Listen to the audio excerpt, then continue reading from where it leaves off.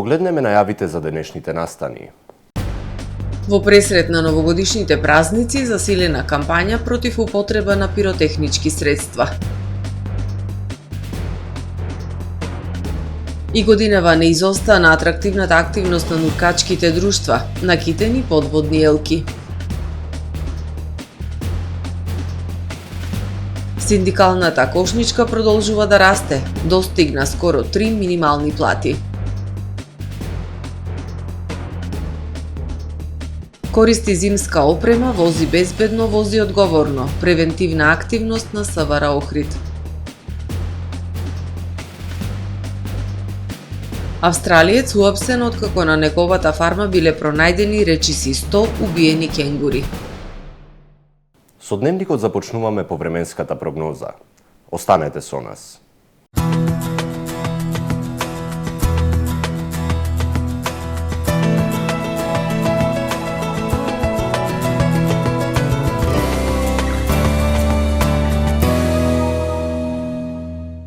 Денес во Охрид имавме умерено облачно и нестабилно време со врнежи од дожд и снег. Беше ветровито и студено со максимални 4 степени Целзиусови. Во вторник над источен Медитеран ки се наоѓа центар на поле на низок воздушен притисок кој што на Апенинскиот и Балканскиот полуостров ки услови нестабилно време со врнежи од дожд и снег. Ке биде ветровито и постудено со пад на температурите. Врнежи од снег се очекуваат и во областа на Алпите и во Скандинавија. Во останатите делови од Европа, под влијание на поле на висок воздушен притисок, ќе преовладува претежно сончево време со појава на локална облачност. На Балканскиот полуостров утре ќе преовладува умерено облачно и нестабилно време со врнежи од дожд и снег. Во северните предели претежно облачно и студено време. Максималните температури ќе се движат во интервал од 0 до 11 степени. Во Македонија во вторник ќе преовладува облачно и нестабилно време со слаби и локални врнежи од дожд и снег. Врнежи од снег се очекуваат над 400 метри надморска висина. Ќе дува засилен североисточен и северозападен ветер кој што ќе достигне брзина до 30 км на час. Ќе биде студено со минимални температури од -6 до 4 степени, додека пак максималните дневни температури ќе достигнат од -2 до 8 степени.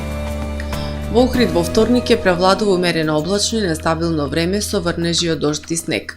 Ќе биде ветровито и студено. Ќе дува засилен североисточен ветер. Минималната температура од -1 степен, додека пак дневната ќе достигне до 3 степени. Во Охрид во среда ќе преовладува облачно време со слаби и локални врнежи од дожд и снег. Минималната температура од 0 степени, додека пак дневната ќе достигне до 4 степени. Во четврток и петок ќе превладува претежно облачно, ветровито и студено време.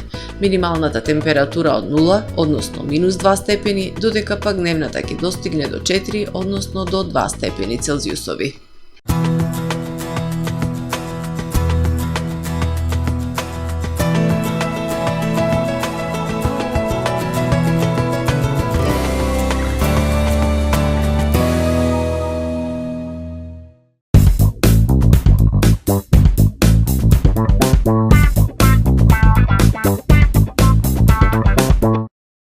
Тамаро е 25 години охридски водички лидер и препознатлив бренд.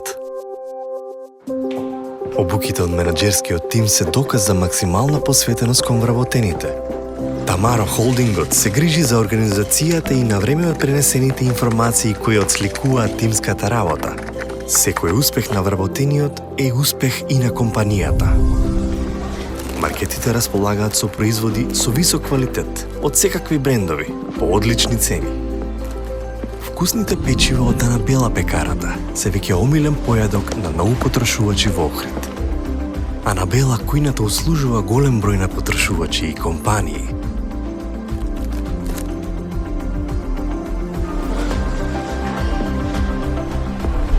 Рибарата е секогаш снабдена со најразлични видови на риба и морски плодови.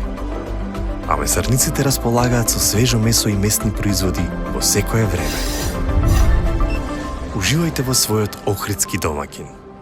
Тамаро, повеќе од маркет.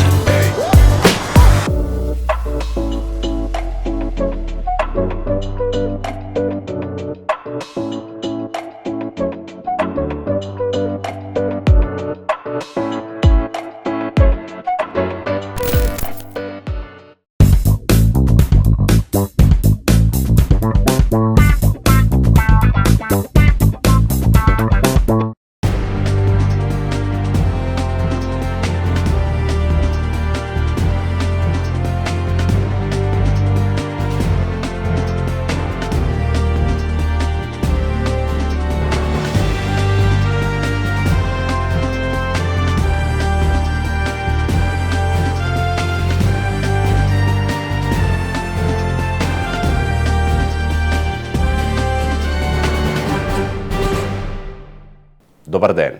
Прво издание на Дневникот на ТВМ.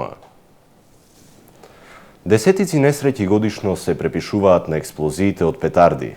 Светската статистика пак покажува дека над 150.000 луѓе во светот годишно остануваат инвалиди поради употребата на истите, а дури 80% од нив се деца. Во пресред на празниците во Охрид започна кампањата "Петардите не се играчка". Повреди на раце, нозе, лице, опекотини и трајни телесни инвалидитети се последица на десетиците несреќи годишно кои се препишуваат на експлозиите од петарди во пресред на празниците, кога забележително е зачестена употребата на пиротехнички средства. Во Охрид започна кампањата "Петардите не се играчка" преку едукативни флаери и симултани вежби. Целта е да се подигне свеста за опасностите и ризиците од употребата на петарди. Преку организирање на вакви јавни настани, кои што треба да покажат и да укажат на најмладите пред се, но и на нивните родители дека користењето на петарди не е играчка, дека последиците од користењето на такви пиротехнички средства може да биде многу лошо, многу опасно и фатално во некои случаи.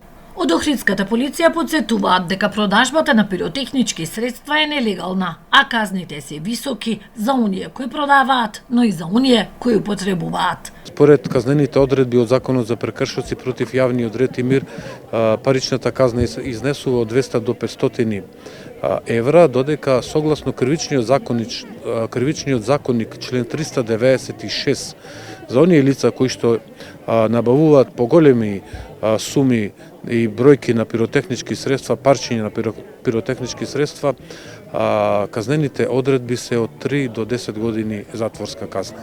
Светската статистика покажува дека над 150.000 луѓе во светот годишно остануваат инвалиди поради употреба на петарди, а дури 80% од нив се деца. И оваа година поставени на китените подводни елки во Охрид. Нуркачите од нуркачкиот центар Амфора од Охрид и годинава традиционално ја накитија новогодишната елка под вода, поставена кај заливот на Коските во Охрид. На еден редок и уникатен начин, нуркачите на Амфора, поддржани од волонтерите на Црвен крст Охрид, своите новогодишни честитки ги упатија до децата со ретки болести на кои им ја посветуваат оваа ретка подводна новогодишна елка. А Клубот за подводни дејности Охрид постави накитена новогодишна елка во водите на Охридското езеро во центарот на Охрид. Подводната новогодишна елка, која е поставена во близина на градското пристаниште, и оваа година ќе ги осветлува езерските води. За таа цел безбедно е поставена соодветна инсталација што ќе овозможи елката да се гледа навечер во езерото, велат од Клубот за подводни дејности Охрид.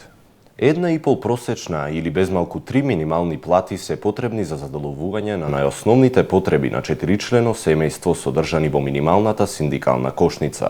Синдикалната кошница за декември годинава изнесува 62.861 денар и е за 840 денари повисока отколку во ноември годинава. Минималната синдикална кошница за декември годинава изнесува 62.861 денар и е за 840 денари повисока отколку во ноември годинава кога изнесуваше 62.021 денар. Според пресметката на Сојузот на синдикати на Македонија, од минималната синдикална кошница едно 4-члено семејство за храна и пијалоци треба да одвои 23.075 денари или 36,7%. За облека и обувки 5.728 денари или 9,1%. За станарина, вода, електрична енергија и грејење 6.020 денари или 9,6%. За лична хигиена и одржување на хигиена во домот 2.087 денари или 3,3%. За здравје 1.135 денари. За транспорт 4.727 денари. За комуникации на едно 4-члено семејство во декември годинава му биле неопходни 3.417 денари или 5,4%. За рекреација и култура 4.458 денари. За образование 6.984 денари. За ресторани и хотели 4.131 денари или 6,6%, а за останати стоки и услуги 1.100 денари. Со изнајмен стан од 60 квадратни метри пак на 4-члено семејство Потребни му се месечно 78.236 денари, соопшти денеска Сојузот на синдикати на Македонија.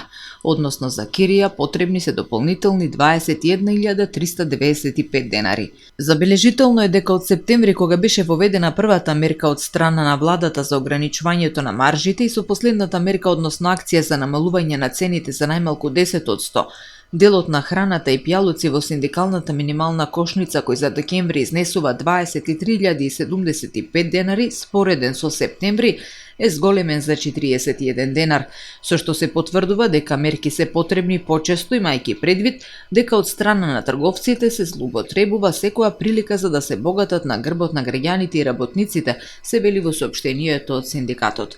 Според синдикатите, трговците повторно го искористиле периодот пред стапување на сила на последната акција и евидентно ги зголемиле цените, а 63 основни производи кои се дел од синдикалната минимална кошница го зголемиле трошокот за храна и пијалуци за декември за дополнителни 397 денари, наместо да биде намален за најмалку 10%.